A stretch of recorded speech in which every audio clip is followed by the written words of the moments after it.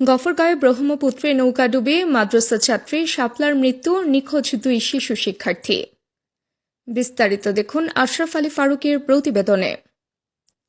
ময়মনসিংহের গফরগাঁওয়ে ব্রহ্মপুত্র নদ পারাপারের সময় নৌকাডুবির ঘটনায় দত্তের বাজার বিরোয়ে দাখিল মাদ্রাসার 9ম শ্রেণীর শিক্ষার্থী শাপলা আক্তার মারা গেছে।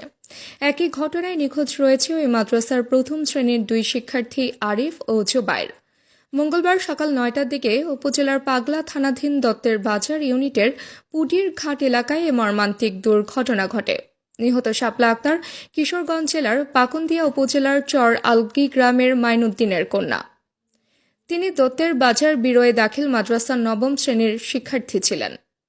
নিখোঁজ 2 শিশু হাবিব মিয়ার ছেলে আরিফ ও মমতাজ মিয়ার ছেলে জুবাইর উভয়ই একই গ্রামের বাসিন্দা এবং মাদ্রাসার ইফতেদায়ী শাখার 1ম শ্রেণীর শিক্ষার্থী। স্থানীয় সূত্রে জানা গেছে, প্রতিদিনের মতোই সকালে কয়েকজন শিক্ষার্থী নৌকায় করে নদী পার হয়ে মাদ্রাসায় যাচ্ছিল। মাঝ নদীতে পৌঁছালে অতিরিক্ত যাত্রী ও স্রোতের কারণে নৌকাটি উল্টে যায়। স্থানীয়রা দ্রুত জাল ফেলে উদ্ধার কার্যক্রম চালান এবং শাপলাকে উদ্ধার করে গফরগাঁও উপজেলার স্বাস্থ্য কমপ্লেক্সে নিয়ে যান। তবে চিকিৎসক তাকে মৃত ঘোষণা করেন। এ ঘটনায় খবর পেয়ে গফরগাঁও ফায়ার সার্ভিসের ডুবুরি দল ঘটনাস্থলে পৌঁছে নিখোঁজদের উদ্ধারে অভিযান শুরু করে। সন্ধ্যা পর্যন্ত তাদের সন্ধান মেলেনি। চর আলগি গ্রামটি গফরগাঁও ও কিশোরগঞ্জ জেলার সীমান্তে অবস্থিত।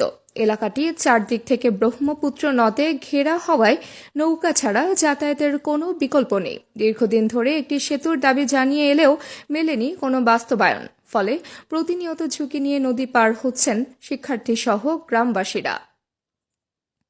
এলাকাবাসীর দাবি, বারবার প্রাণহানির ঘটনা ঘটলেও সংশ্লিষ্ট কর্তৃপক্ষ কার্যকর কোনো উদ্যোগ নিচ্ছে না।